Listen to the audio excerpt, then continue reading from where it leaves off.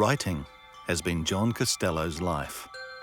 Millions of words have emerged on notepads, typewriters and keyboards, the vast majority involving horses. A passion for the language drew him to journalism. That accompanied a similar fascination for thoroughbreds. In 1987, those shared interests came together in Tapestry of Turf. The magnificent tome was to become an immensely valuable contribution to the New Zealand racing fabric. It was a sixpence that introduced Costello to racing while still at school in Karakariki, near Raglan. Costello's father entered him in an Auckland Cup sweep. The horse ran third, earning young Costello 2 shillings and 6pence. The winnings were reinvested in lollies, but fate would decide that racing was to become Costello's destiny. Serendipity brought the first journalism job on the Matamata record and a professional introduction to the racing world. That connection was briefly sidelined with a job at the Northern Advocate in Whangarei. He married Marianne and started a family, which required another reassessment in the career plans. Costello moved back to freelance in Matamata, where racing stories were paid by the word. It was a move to the racing department at the New Zealand Herald in 1961 that saw Costello develop his style.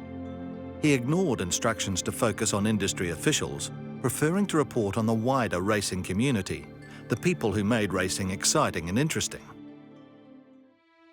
Another move to the Auckland Star in '69 allowed Costello to focus on thoroughbred storylines. It was a more relaxed style of journalism, the paper using first names instead of initials and direct quotes from winners and losers. Costello was influenced by American writer Damon Runyon. The Star's Saturday edition, called the 8 o'clock, gave him a chance to attract a wider readership with Runyon-esque humour and a colourful cast of characters. It was the weekly column that eventually led to Costello's enduring contributions to the racing industry. A sub-editor suggested he turn a collection of stories on champion horses into a book. Galloping Greats was published in 1973. It was a chance to showcase the achievements of the past, and it also hooked Costello on the history of racing. In 1975, Costello took over editing the Racing Annual, a role that was to last 11 years. He regards the 70s as one of the great decades for New Zealand, with Balmerino earning his top ranking.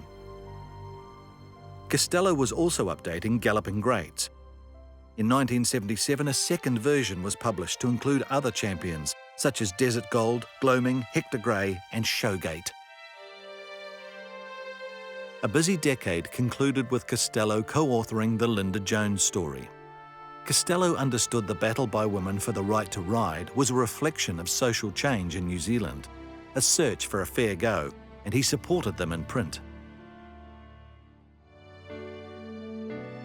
In the early 80s, Costello and his friend Pat Finnegan were approached by an Auckland publisher to produce a racing equivalent of the successful rugby book Men in Black.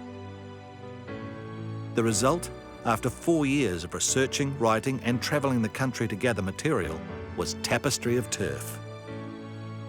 It was time to detail the clubs, tracks, races, horses, jockeys, trainers, owners, administrators and fascinating stories that made up the rich history since racing began in this country. Even with a team of supporters, neither realised how big the task was going to be. The book's name was inspired by the famous Bayeux Tapestry in France, which covers events leading up to the Norman conquest of England. Costello says his racing tapestry spreads over the years from 1840, connecting people with the past. It was a 4-year ordeal, Costello juggling the demands of the project with running a community newspaper and family life in Papakura.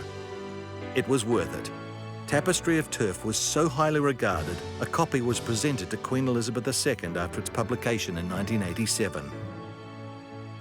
Writing about the greats on the New Zealand racing scene, such as Sunline, consumed Costello's life in the following decades, and even well past retirement age. Costello was asked by Sir Patrick Hogan to craft something special for Sir Tristram on the great sire's 25th birthday. The task was to provide lyrics in praise of Sir Tristram to the tune of Danny Boy. A well-known tenor sang "Oh Paddy Boy," Sir Tristram's nickname, to a big gathering celebrating the birthday at Cambridge Stud. Costello loved that assignment, as it gelled with his propensity for using the English language as a toy box of words. Winning first prize for an international story competition in the Racing Post was another source of pride. Facts are sacred to a journalist, but Costello enjoyed being able to showcase his creative writing skills and win. Costello was grateful for the opportunities provided by journalism and the thoroughbred industry. It enabled him to raise a family while combining two great loves, writing and the racing world. It's appropriate. The first journalist and racing historian inducted into the Racing Hall of Fame should have the last word on a career where he viewed himself as a long-time servant of the sport.